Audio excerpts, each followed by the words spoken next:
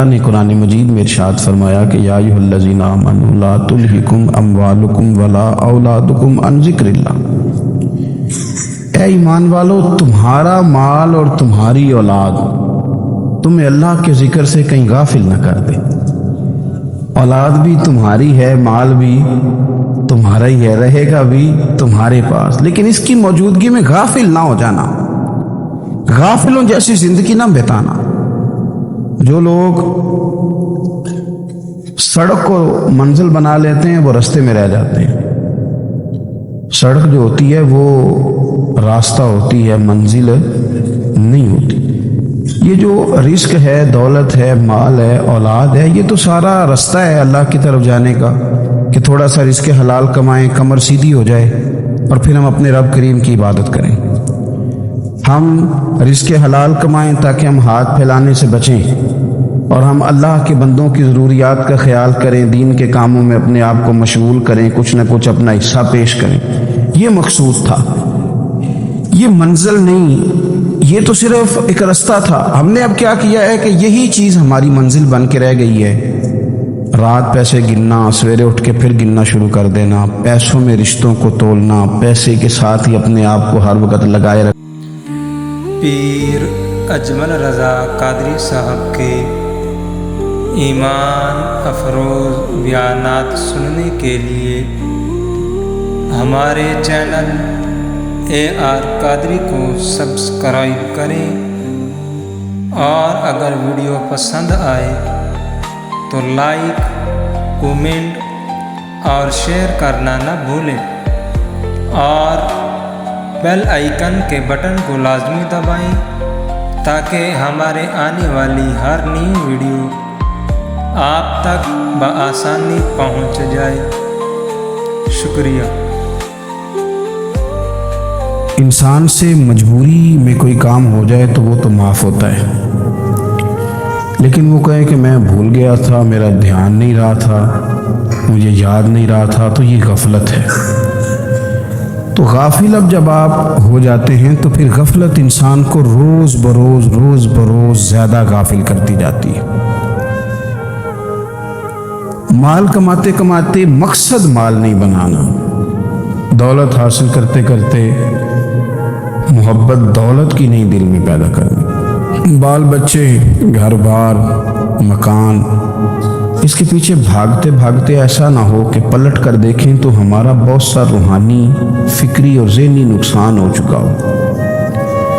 بہت سارے لوگ ہم میں سے ایسے ہیں جو الحمدللہ مقصود نہیں دولت کو بناتے، جن کا مقصود رزق حلال ضرور ہے، لیکن وہ اس کو اپنے ذہن پہ سوار نہیں کرتے، صرف دولت کی ہو کے زندہ نہیں ہے، وہ اللہ کے بندے بن کے زندہ ہیں، رسول اللہ صلی اللہ علیہ وسلم کے غلام بن کے فخر محسوس کرتے ہیں۔ دولت کی طرف جتنی زیادہ ہماری توجہ ہو گئی ہے اور مال کی جانب جتنا زیادہ ہمارا ذہن ہو گیا، سارے رشتے مال میں تلنے لگ گئے، ہر چیز کو اسی عینک سے دیکھا جانے لگا ہے۔ اللہ تعالیٰ نے قرآن مجید میں ارشاد فرمایا کہ یا ایھا آمنوا لا تلہکم اموالکم ولا اولادکم عن ذکر اللہ، اے ایمان والو تمہارا مال اور تمہاری اولاد تمہیں اللہ کے ذکر سے کہیں غافل نہ کر دے۔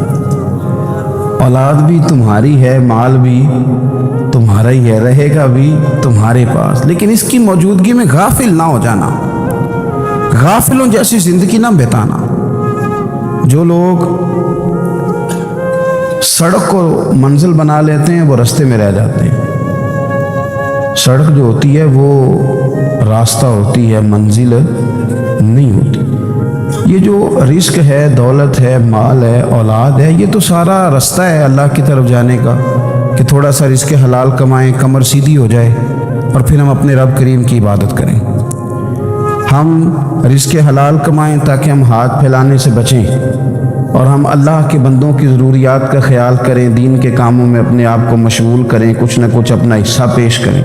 یہ مقصود تھا، یہ منزل نہیں، یہ تو صرف ایک راستہ تھا۔ ہم نے اب کیا کیا ہے کہ یہی چیز ہماری منزل بن کے رہ گئی ہے۔ रात पैसे गिनना, सवेरे उठ के फिर गिनना शुरू कर देना, पैसों में रिश्तों को तोलना, पैसे के साथ ही अपने आप को हर वक्त लगाए रखना।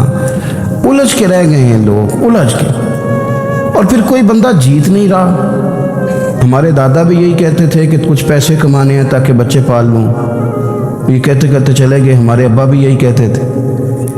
फिर उसके बाद हमने भी यही बोलनी शुरू कर दी है, तो जीता तो कोई भी नहीं, जीता तो कोई भी नहीं। माल को ज़रूर हासिल करे। हज़रत भावलक नक्शबंद बुखारी रहमतुल्लाह अलैह फरमाते, मैंने ना मिना के मैदान में एक नौजवान देखा जो लाखों का कारोबार कर रहा था, लाखों का, दिनारों का कारोबार करता था, सोने चांदी हीरे जवाहरात का काम करता था। लेकिन फरमाते मैंने उसके दिल पे नज़र डाली, लाखों का काम करता था पर उसका दिल एक मिनट के लिए भी अपने रब की याद से गाफिल नहीं था। हर वक्त उसका दिल अपने मालिक की याद में मसरूफ था, हर वक्त। इरशाद फरमाते हैं कि मेरा शुरू में उसके बारे में गुमान ये था कि देखो ये शख्स क्या कर रहा है, पैसा कमा रहा है, दौलत के चक्कर में पड़ा हुआ है। फरमाते हैं कि फिर मैंने एक और मंजर देखा, एक और रंग मैंने देखा कि वो कमा रहा था, और फिर इख्तिताम हज पे मैंने देखा कि जो कमाया था सारा अल्लाह के बंदों पे खर्च कर रहा था। आप और मैं, हमने देखना सिर्फ ये है कि कहीं ऐसा तो नहीं है कि दौलत में उलझ गए। बहुत सारे लोगों ने ये कहा था, हम सुनते थे जब कोई आदमी जाने लगता था ना परदेश पैसा कमाने के लिए, तो वो कहा करता था कि मैं मुल्क से बाहर जा रहा हूँ, 2 4 5 साल लगा के आऊँगा, वापस आके फिर यहाँ मैंने कोई काम करना है, थोड़े से पैसे कमाऊँ ताकि यहाँ ना फिर मेरा सिलसिला कोई बन जाए। वो 3 साल लगाने गए थे पर 30 गुजर गए हैं, लौट के वापस कोई नहीं आए। वो 4 साल का कह के गए थे पर साल 40 हो गए, लौटे नहीं। क्यों नहीं लौटे? इसलिए कि पहले मुफाद छोटा था, ख्याल ये था कि थोड़े से पैसे आ जाएंगे, बच्चों का खर्चा चलने लग जाए, फीसें पूरी होने लग जाए, और मुझे किसी से मांगना ना पड़े, तो बस फिर मैं कामयाब हूँ। ये तय किया था। उसके फ़ौरन बाद फिर जब बाहर गए तो ख्याल आया कि नहीं, सिर्फ पंखे का नहीं एसी का बिल भी देना पड़ेगा। फिर थोड़ा और आगे बढ़े तो ख्याल आया कि छोटी गाड़ी पे गुजारा नहीं होता, बड़ी गाड़ी ना ले लें। फिर ख्याल आया कि बड़ी गाड़ी ली है तो ये तो अंदर खड़ी नहीं होती, सामने वाला प्लाट मिल जाए तो ज़रा गिराज अच्छा बन जाएगा। फिर उलझते उलझते उलझ गए दोस्तों। फिर ना मालिक हकीकी की जानिब वो नज़र जो हमारी होनी चाहिए थी ना रही। ज़ौक़ से नमाज पढ़ते थे, फिर हमारी नमाजें मुख्तसर हो गई। हम सवेरे उठ के ज़ौक़ से कुरान पाक पढ़ते थे, फिर वो वक्त भी हमारा दफ्तर की तैयारी में लग गया। रात दुरूद शरीफ पढ़ते थे, लेकिन वो भी सारा हमारा हिसाब किताब में वक्त गुजर गया। हमने ये समझा ही नहीं कि दौलत कारखाना नहीं देता, दौलत सेठ साहब नहीं देते, दौलत आपको आपकी फैक्ट्री नहीं देती, देने वाले तो रब करीम की ज़ात है। तो जहाँ से आना था वहाँ तवज्जो देनी चाहिए थी कि जहाँ सिर्फ एक सबब था, ज़रिया था। हज़रत अवैस करनी रदी अल्लाह ताला, हमारे सूफिया में एक लफ्ज़ बोला जाता है फ़क्र बूज़र, यानी कुछ लोग ऐसे हैं जो सैयदना अबू ज़र ग़िफ़ारी रदी अल्लाह ताला अन्हु के तरीके पे चलते हैं। एक लफ्ज़ बोला जाता है फ़क्र बूज़र। कुछ लोग फ़क्र बूज़र के कायल थे, इसी मिजाज के कायल थे हज़रत सैयदना अवैस करनी रदी अल्लाह ताला। उनके ज़हन में एक बात बैठ गई थी कि यार देने वाला अल्लाह है, देने वाला, इज़्ज़त भी अल्लाह देगा, रिस्क भी अल्लाह देगा। बल्कि इमाम गज़ाली रहमतुल्लाह अलैह ने तो हदीस लिखी है, आप फरमाते हैं कि नबी पाक सल्लल्लाहु अलैहि वसल्लम ने फरमाया जिसने बंदों से इज़्ज़त तलाश की रब उसे रुसवा कर देगा। जो सियासत करके इज़्ज़त हासिल करना चाहता है, जो इस तरह का माहौल बनाता है कि मैं कोई ऐसे काम करूं कि लोग मेरी वाह वाह करें, लोगों से इज़्ज़त का हुसूल करने वाले को रुसवा कर दिया जाता है। इज़्ज़त दर असल वही है जो रब करीम अता फरमाता है। मेरे अजीज दोस्तों, आप अपनी तवज्जो, दिल की तवज्जो, रूह की तवज्जो अपने मालिक की जानिब जब कर लेते हैं, गफलत का फंदा उतार देते हैं और हर वक्त गलबा रखना पैसों का, हर वक्त उसी में सोचना, उसी में महव हो जाना, फिर आपका ज़हनी नुकसान होता है। फिर आपकी रूह जो होती है वो बेचैन रहने लगती है, پھر ایسے بھی غریب دیکھے جن کے پاس پیسے ہیں، پیسوں کے علاوہ کوئی شے بھی نہیں۔ پھر ایسے بھی تنگ دست دیکھے کہ جن کے پاس جائیدادیں بڑی ہیں اور ان کے پاس رات کو سکون سے سونے کے لیے وقت کوئی نہیں۔ عزیز بھائی، حضرت ویس کرنی رضی اللہ تعالیٰ عنہ کی ملاقات ہو گئی حضرت حرم بن حیان کے ساتھ، یہ بھی تابعی ہیں۔ تو حضرت حرم بن حیان رحمۃ اللہ علیہ کہتے ہیں، یہ نا ہم تو خیر بڑی ساری باتیں سنتے ہیں تو نصیحت نہیں نہ حاصل کرتے، ویسے بھی یہ دور تقریریں کرنے تقریریں سننے کا ہے۔ جو عمل کرنے والے لوگ تھے ان کا کیا طریقہ تھا کہ وہ ایک دو جملے کافی تھا، علم و بس کری وہ یار وہ ایک کوئی حرف تینوں درکار، جملہ ایک بھی تیرے لیے کافی ہے، لیکن شرط یہ کہ تو عمل کا ارادہ رکھتا ہو، تیرا خیال ہو کہ عمل کرنا ہے۔ وہ لوگ نا مختصر سی باتیں کرتے، مختصر سی نصیحتیں کرتے، لیکن وہ عکس جلدی کرتے، اس میں سے اپنے لیے خیر جلدی تلاش کرتے۔ حضرت حرم بن حیان کی ملاقات ہوئی حضرت اویس کرنی رضی اللہ تعالیٰ عنہ کے ساتھ، تو حضرت حرم بن حیان کہتے ہیں میں نے عرض کی حضور میں کسی ملک میں جا کے رہنا چاہتا ہوں، کہیں سکونت اختیار کرنا چاہتا ہوں، یہاں سے ہجرت کرنا چاہتا ہوں، تو مجھے کوئی آپ مشورہ دیں میں کہاں جاؤں؟ تو فرماتے ہیں کہ میں نے جب یہ سوال کیا تو حضرت ویس کرنی نے مجھے اشارہ دیا، فرمانے لگے ملک شام چلا جا۔ کہتے میں نے اگلا سوال کیا حضور وہاں جا کے کاروبار کیا کروں گا، رہوں گا کیسے، کھاؤں گا کہاں سے؟ تو فرماتے ہیں حضرت ویس کرنی نے رومال اٹھایا، کندھے پہ رکھا اور چلنے لگے۔ میں نے کہا حضور آپ نے سوال کا جواب ہی نہیں دیا۔ تو فرمانے لگے جس دل کو ابھی تک یہی یقین نہیں آیا کہ روزی کون دیتا ہے اسے میں نصیحت کیا کروں؟ میں تجھے نصیحت کروں جسے آج تک یہی نہیں پتا کہ روزی کون دیتا ہے؟ تو ابھی تک اپنے دل کو پکا ہی نہیں کر پایا کہ روزی رب دیتا ہے؟ او خدا کے بندے کیا نصیحت کروں تجھے؟ تو ابھی تک یہاں اڑا ہوا ہے۔ تیرا جو توکل ہے وہ مضبوط ہونا چاہیے، تیرا بھروسہ اپنے رب کی ذات۔ تو غافل ہو گیا اللہ سے، تو نے اسباب پر بھروسہ سارا کرنا شروع کر دیا۔ اسباب اختیار کیے جاتے ہیں، بھروسہ رب کریم پہ کیا جاتا ہے۔ ہماری جو غفلت ہے نا وہ بھلا کیوں ہوئی ہے؟ اس لیے ہوئی ہے کہ پیسے کسی کو بھی برے نہیں لگتے، پتہ نہیں ان میں کیا کشش ہے۔ یہ نہ آپ کسی جگہ بھی ان کا نام لے لیتے ہیں، یہ کسی جگہ بھی آ جاتے ہیں تو یہ برے لگتے ہی نہیں۔ یہ جناب بڑی بڑی فقیری کا دعویٰ کرنے والے اور لوگوں کو طریقت اور تصوف کا درس دینے والے ان کو بھی اچھے لگتے ہیں۔ یہ تو جناب جو لوگوں کو کہہ رہے ہیں فقیر ہو جاؤ فقیر ہو جاؤ، وہ خود امیر ہوتے جا رہے ہیں۔ یہ پتہ نہیں ان میں کیا ایسا خاص۔ ہمارے ایک استاد تھے تو مزاج میں بڑی ظرافت تھی، حالانکہ بڑے اللہ والے بندے تھے، تو بات بڑی وہ دل لگی کی کیا کرتے تھے۔ تو ایک دن ہم نے پوچھا استاد جی خوشبو کون سی اچھی لگتی ہے؟ کہنے لگے بیٹا جو پیسوں میں سے آتی ہے وہ مجھے بڑی اچھی لگتی ہے، اس لیے کہ ملتے کم ہیں۔ ہمارا نا جب اس طرح کا ذوق بن جاتا ہے نا، آپ مزاج بنا لیتے ہیں پیسوں کا۔ لوگ سمجھتے ہیں کہ غریبی کا ڈر شاید زیادہ ڈر ہے، لیکن کبھی آپ دروازہ رسول پہ جائیں نا تو حضور نے تو کوئی اور ڈر بیان کیا ہے۔ حضرت ابو عبیدہ بن جراح رضی اللہ تعالیٰ عنہ بحرین سے نا مال لے کے آئے بہت سارا، حضور نے بھیجا، جزیہ لینے گئے یا مال غنیمت کا کچھ مال تھا، آپ لے کے مسجد میں آئے تو لوگوں کو پتہ چل گیا کہ آج مال آیا ہے۔ اب سب کو حصہ ملتا تھا، اس میں سے بدریوں کو زیادہ ملتا تھا، باقی لوگوں کو بھی ملتا تھا۔ تو فجر کی نماز کے بعد لوگ گھروں کو جایا کرتے تھے، لیکن آج پتہ چلا نا مال آیا ہے۔ تو یہ سیاستہ میں حدیث موجود ہے، سب لوگ مسجد میں بیٹھے رہے۔ حضور علیہ السلام نے فرمایا تمہیں پتہ چل گیا مال آیا ہے؟ عرض کی حضور ہاں۔ فرمایا تمہیں بانٹنے لگے ہیں، دینے لگے ہیں۔ ہم نا غریبی سے ڈرتے ہیں، ہم اپنے بچوں کے لیے دعا کرتے ہیں ان پہ غربت نہ آئے، ہم اپنے بہن بھائیوں کے لیے دعا کرتے ہیں ان پہ غربت نہ آئے، کرنی چاہیے، لیکن ذرا اس حدیث کے مفہوم کو بھی دیکھیے گا۔ نبی پاک صلی اللہ تعالیٰ علیہ وآلہ وسلم نے فرمایا تمہیں دینے لگے ہیں، مال آ گیا ہے، لیکن میرے کریم نے اپنی امت کے لیے جس چیز کا ڈر محسوس کیا وہ کیا ہے، حضور کے دل میں کس چیز کا خدشہ تھا وہ کیا ہے بیان کیا۔ حضور فرمانے لگے لوگو مجھے تم پر غربت کا ڈر نہیں، یہ ڈر نہیں کہ تم غریب ہو جاؤ گے، بلکہ مجھے تو ڈر ہے کہ تم پر دولت پھیلا دی جائے گی، تم زیادہ مالدار ہو جاؤ گے۔ خوف غریبی کا نہیں، خوف تمہارے مال کا ہے۔ اور حضور فرماتے ہیں کہ پھر تم انہی باتوں میں مبتلا ہو جاؤ گے جن میں پرانی امتیں مبتلا ہوئی تھی، اور جب وہ اللہ کی نافرمانی میں مبتلا ہوئی تھی تو پھر وہ ہلاک کر دی گئی تھی۔ مجھے ڈر ہے، مجھے ڈر ہے۔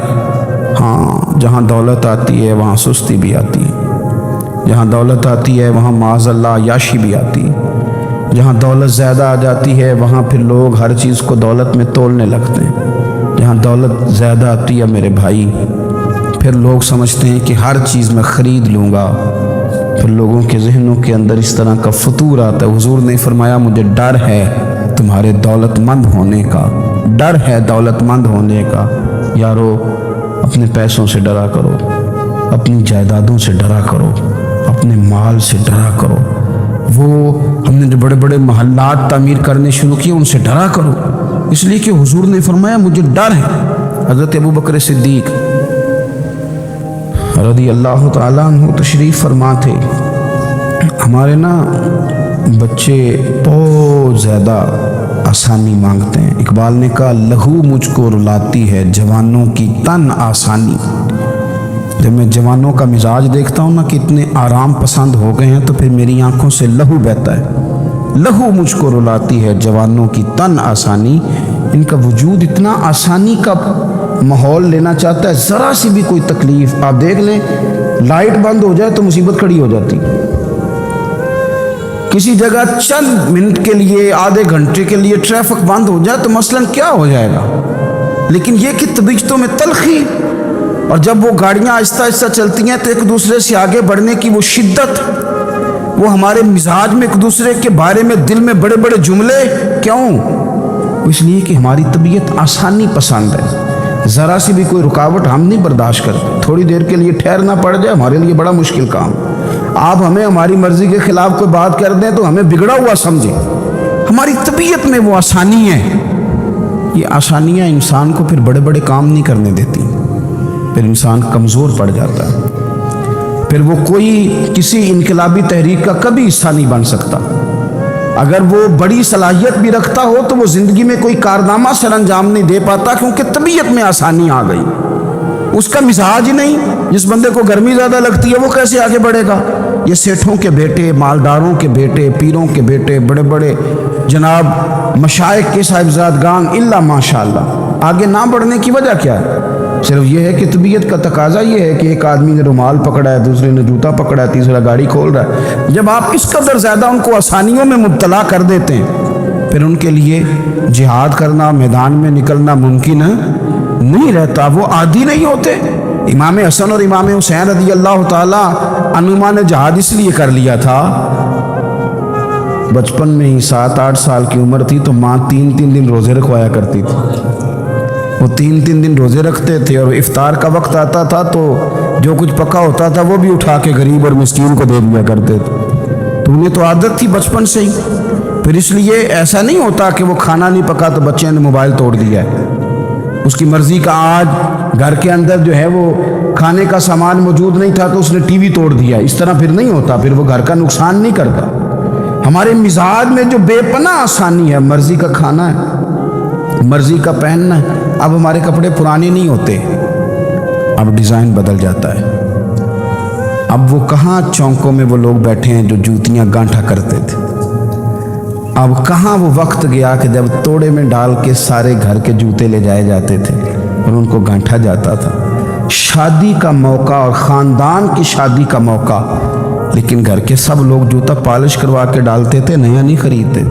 اب تو جوتے پہننے کا موقع ہی نہیں آتا، اتنے جوتے پڑے ہوئے، کون سا چھوڑا جائے کون سا پہنا جائے۔ یہ تن آسانی ہے، یہ غفلت میں مبتلا کر دیتی ہے، یہ غفلت میں۔ میرے رسول کریم صلی اللہ تعالیٰ علیہ وسلم رات کو آرام کرنے کے لیے تشریف لے گئے تو حضرت بلال حبشی رضی اللہ تعالیٰ عنہ فرماتے ہیں کہ کسی صحابی نے نا آج موٹا گدا لا کے دیا، کہا حضور کی پشت اطہر پر نا میں موٹے بان کی چارپائی کے نشان دیکھتا ہوں، تو یہ گدا آج میرے کریم کے نیچے بچھاؤ، یہ بستر آرام دے۔ حضرت بلال کہتے میرا بھی بڑے دنوں سے خیال تھا، میں نے وہ ڈبل کر کے نا بچھا دیا، حضور نے آرام کیا، میرے دل کو بڑی تسلی ہوئی۔ صبح محبوب تشریف لائے، فرمایا رات میرا بستر کس نے بچھایا تھا؟ عرض کی حضور میں نے بچھایا تھا۔ فرمایا اٹھا لو، آج کے بعد نہ بچھانا، مجھے تو نیند بڑی گہری آئی ہے، میرے کئی نفل رہ گئے۔ فرمایا میں تمہاری دنیا کے اندر آرام کرنے نہیں آیا، میں تو مسافر ہوں، اپنا وقت بتانے کے لیے آیا ہوں۔ تو तुमने ये मेरे लिए नीचे इतना आराम दे बिस्तर क्यों बिछा दिया? हुजूर सैयद आलम सल्लल्लाहु अलैहि वसल्लम के कमर पर मोटे बांध की चारपाई के निशान देकर हजरत उमर जैसा बंदा रो पड़ा, जो मिजाजन सख्त मिजाज हो, और अर्ज की हुजूर ये आपकी क्या कैफियत है? कैसर किसरा अल्लाह के दुश्मन इतनी आसानियों में और आप इस हाल में।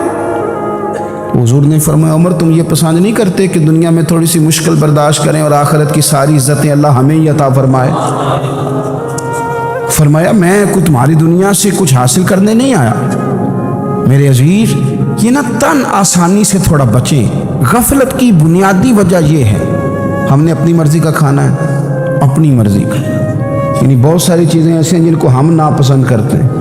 हालांकि सैयदा आयशा सिद्दीक़ा रज़ी अल्लाह तआला अन्हा फरमाती हैं, खाना पक जाता था, करीम ने कभी नहीं फरमाया मुझे नापसंद। कभी तबीयत ना चाहती तो छोड़ देते थे, लेकिन कभी हमने ऐब निकालते नहीं देखा। भाई तन आसानी हमें गाफिल कर रही है। हम सोते ही उस बिस्तर में जो सवेरे आँख खुलने नहीं देता।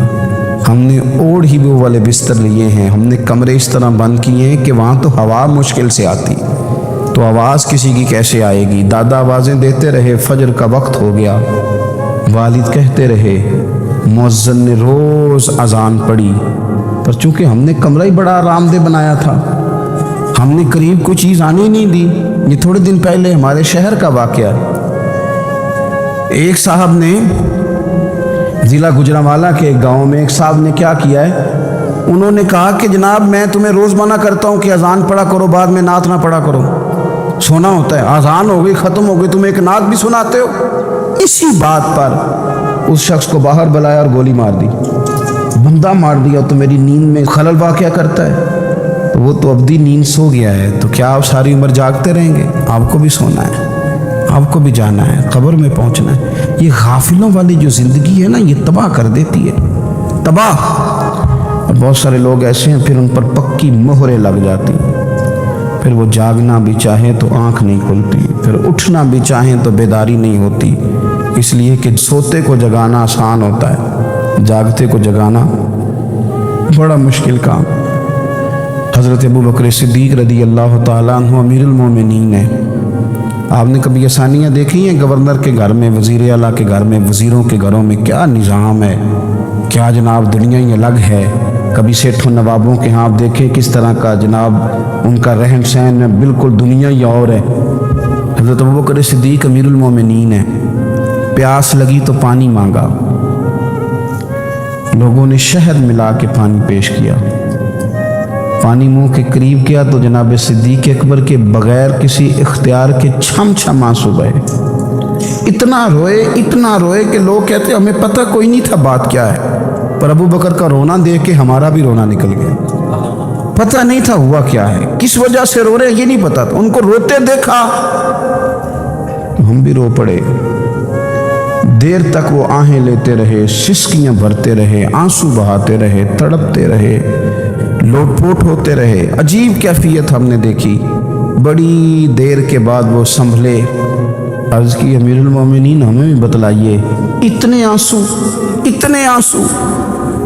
जनाब सिद्दीक़ अकबर रज़ी अल्लाह तआला अन्हु फरमाने लगे, मैं ना एक दिन हुजूर की बारगाह में हाजिर था, तो नबी करीम अलैहिस्सलाम किसी चीज़ को फरमा रहे थे, हट जा मुझसे, दूर हो जा, मुझसे दूर हो जा, मुझसे दूर हो जा। तो फरमाते हैं मैंने बाद में अर्ज़ की, हुजूर आप किस चीज़ को हटा रहे थे?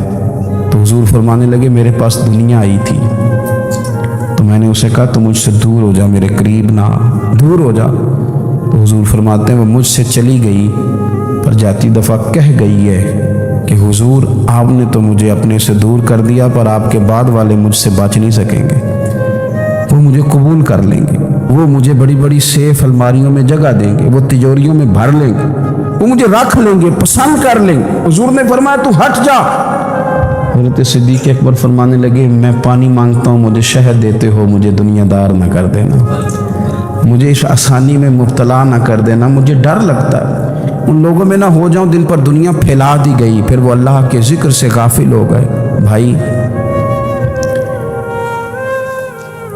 कितने दुख की बात है कि कुछ लोगों ने पिछले रमज़ान शरीफ को कुरान मजीद खोला था, यानी एक महीने में भी एक कुरान शरीफ हम ख़त्म नहीं कर पाते। کیا ہم روز فون نہیں سنتے؟ کیا ہمارے پاس جو SMS آتے ہیں ان کے جواب نہیں دیتے؟ کیا ہم اپنی مرضی سے اپنی طبیعت کے مطابق نیند پوری نہیں کرتے؟ کیا ہفتے میں 1-2 دفعہ ہم باہر سے جا کے کھانا کھانے کا پلان نہیں کرتے؟ سارے کام ہم کر رہے ہیں، ٹائم نکل رہا ہے، دوستوں کے ساتھ ملاقاتیں ہو رہی ہیں، خوش گپیاں جاری، تو کیا وجہ ہے؟ قرآن پاک ہمارا مہینے میں 1 دفعہ ختم کیوں نہیں ہوتا؟ درود پاک کی مجالس ہم قائم کیوں نہیں کرتے؟ ہم کیوں نہیں اپنے آپ کو تھوڑا سا وقت دیتے؟ کیوں نہیں ہم اپنی روحانی زندگی کو آباد کرنے کے لیے تھوڑا سا آگے بڑھتے؟ کیوں نہیں وظائف پابندی سے پڑھتے؟ کیوں فجر سے تھوڑا پہلے ہماری آنکھ نہیں کھلتی؟ غافلوں والی زندگی نہ گزاریں، ورنہ یاد رکھیں ہماری آنکھ اس وقت کھلتی ہے جب آنکھ بند ہونے کا وقت آ جاتا ہے۔ اس وقت آنکھ کھولیں گے تو اس کا فائدہ کوئی نہیں ہوگا۔ اب وقت ہے، اب وقت ہے، اپنے آپ کو ذہنی طور پر تیار کریں، اپنے دل سے روز کلام کریں۔ جس طرح اپنے پیسوں کا روز حساب کرتے ہیں تو اپنے دینی معاملات کا بھی حساب کریں کہ کہاں کتنی چیزیں ایسی ہیں جو میں نے بلا وجہ چھوڑ دی۔ غافلوں والا وقت نہ گزاریں۔ ایک لمحہ جو زندگی میں غفلت میں گزرتا ہے نا، غفلت میں بڑا خوفناک ہو جاتا ہے۔ یہ بھی یاد رکھنا، لمحے غافل ہوتے ہیں پر صدیوں کو سزا بھگتنی پڑتی۔ لمحوں نے خطا کی تھی، صدیوں نے سزا پائی۔ کئی دفعہ ایک لمحے کے لیے بندہ غافل ہوتا ہے، اور حضرت شیخ باہو نے تو کہا تھا کہ جو دم غافل سو دم کافر۔ سانو تے مرشد ہو پڑھایا، ہمیں تو ہمارے بڑوں نے یہ بتایا کہ غافل نہ ہونا، جو غافل ہوتے ہیں وہ ایک دن کافر ہو جاتے ہیں۔ اپنے آپ کو تھوڑا سا لگائیں، تھوڑی سی ہمت کریں۔ اسلام تو ہمیں تازہ ہی بڑا کرتا ہے، کہتے تیری آنکھ کھلی نا تو ذرا وضو تو کر اٹھ کے، کیوں؟ تاکہ تیری غفلت ختم ہو۔ فجر کی نماز پڑھی تھی، ناشتہ کیا تھا، کام کار پہ گئے تھے، بس لگا تھا کام سے دل لگنے تو زور کی اذان ہو گئی، کہ تو واپس آ جا، غافل نہ ہو جانا، آ جا تھوڑی نماز پڑھ جا۔ تو پھر یہ آیا تھا، نماز اس نے پڑھی تھی، اب یہ واپس گیا تھا تو شام ہونے لگی تھی۔ شام ہوتے ذرا بندے کا وجود تھکنے لگتا ہے، تو طبیعت اس کی تھکنے لگی تو اسے کہا نہیں کہیں تجھے تیرا وجود ذہن غافل نہ کر دے، آ جا عصر بھی پڑھ جا کے۔ تو یہ واپس گیا تھا کہ وہ پھر غلبہ ہونے لگا تھا اس پر، تو اسے کہا کہ نہیں، دن جا رہا ہے، رات آ رہی ہے، اس کے بیچ بھی نماز پڑھ تاکہ دن رات تیری عبادت کے گواہ ہو جائے، آ جا۔ پھر یہ سونے لگا تو اسے کہا ایسے ہی نہ سو جانا، تو عشاء پڑھ کے سو، کیا ملے گا؟ تو مدینے والے محبوب فرماتے ہیں عشاء جماعت کے ساتھ پڑھ، فجر اٹھ کے جماعت کے ساتھ پڑھنا، رب ساری رات عبادت کرنے کا ثواب عطا کر، ساری رات عبادت کا ثواب دے دے۔ تو ہم نے یہ کرنا ہے کہ ہم نے نا اپنے آپ کو تازہ رکھنا ہے، ہم نے اپنے آپ کو تازہ۔ ہمارے نا بزرگ اس طرح کرتے تھے کہ یہ ایز اے اسپیشل جاتے تھے، یہ جو ہم انعقاد کرتے ہیں نا اجتماعات کا، ہمارے بزرگوں نے ہمیں طریقہ دیا ہے کہ نصیحت لو۔ یہ جو نصیحت ہوتی ہے یہ نفع دیتی ہے، آپ کے کانوں سے بات ٹکراتی ہے تو دل میں ایک دفعہ جاتی ضرور ہے، یہ مزاج ہوتا ہے۔ ہمارے بزرگ نا چل کے جاتے تھے، چل کے جاتے تھے، اور جا کہتے تھے کوئی نصیحت ایک ہو جائے، چل کے جایا کرتے تھے تو نصیحت ہو جاتی تھی۔ حضرت داؤد طائی رحمۃ اللہ تعالیٰ علیہ ارشاد فرماتے ہیں کہ ہارون رشید بادشاہ آیا، کئی جگہوں سے ہو کے میرے پاس آیا، تو میرے ساتھ ہاتھ میں لایا، سلام لی تو بھی ہاتھ پکڑے ہوئے تھے، تو کہنے لگا حضور کو نصیحت کر دیں۔ تو میں نے کہا نصیحت کیا کرنی ہے، تیرے ہاتھ بڑے نرم و نازک ہیں، دیکھنا کہیں جہنم میں جل نہ جائیں۔ کہتے ہیں وہ نصیحت میں نے کی تھی، لیکن جب وہ میری نصیحت سن کے رویا نا تو اس کے رونے سے میں نے بھی رونا شروع کر دیا۔ تو میں نے اسے کہا نصیحت میں نے تجھے کی تھی، لیکن دیکھ اس نے میرے دل پہ کتنا اثر کیا ہے۔ نصیحت ہمیشہ یہ بھی غفلت سے جگائے گی۔ کوشش کریں کوئی بات سیکھیں، کسی سے کچھ سنیں، کوئی خیر کا جملہ لیں، تاکہ دل جو ہے نا وہ مردہ۔ حضرت سیدی سکتی رحمۃ اللہ علیہ درخت کے نیچے بیٹھے تھے، تو درخت سے کہنے لگے کئی دن ہو گئے ہیں کوئی نصیحت نہیں کسی نے کی، تو چل تو ہی کر دے کوئی، میرا دل سخت ہو گیا ہے۔ تو اللہ نے درخت کو زبان دی، وہ بولنے لگا، کہنے لگا میری طرح کے بن جائیں، خود دھوپ میں جلتا ہوں، لوگوں کو چھاؤں دیتا ہوں، لوگ روڑے مارتے ہیں اور میں انہیں پھل دیتا ہوں۔ تو حضرت فرمانے لگے تیری بات نے میرے اوپر بڑا اثر کیا، ایک سوال نہ پوچھ لوں؟ کہنے لگا پوچھ لیں، تو فرمانے لگے تو اتنا ہی اچھا ہے تو تیرا انجام کیوں نہیں اچھا؟ جب تو خشک ہو جاتا ہے تجھے جلا ہی دیا جاتا ہے۔ اصل تو یہ نا کہ انجام بندے کا ٹھیک ہو، آخرت اس کا انجام ٹھیک ہو، تجھے جلا دیا جاتا ہے۔ تو کہتے ہیں درخت کہنے لگا حضور آپ نے تو مجھے کہا تھا نصیحت کرنے کا، اب آپ نے مجھے شروع کر دی ہے اور میری نبض پہ آپ نے ہاتھ رکھ لیا ہے، بڑا اچھا کیا مجھے آپ نصیحت کر رہے ہیں۔ کہنے لگا حضور میرے اندر بڑی خوبیاں ہیں پر ایک خامی ہے جس وجہ سے میرا انجام ٹھیک نہیں ہوتا، میرے پاس استقامت کوئی نہیں، جدھر کی ہوا ہوتی ہے میں بھی ادھر کا ہی ہو جاتا ہوں۔ اگر کہیں استقامت ہوتی تو پھر میرا یہ انجام نہ ہوتا۔ استقامت اختیار کریں زندگی کے اندر، استقامت جو ہے وہ انسان کا انجام ٹھیک کرتی۔ اللہ کے حضور دعا ہے مالک کریم ہماری حاضری کو قبول فرمائے۔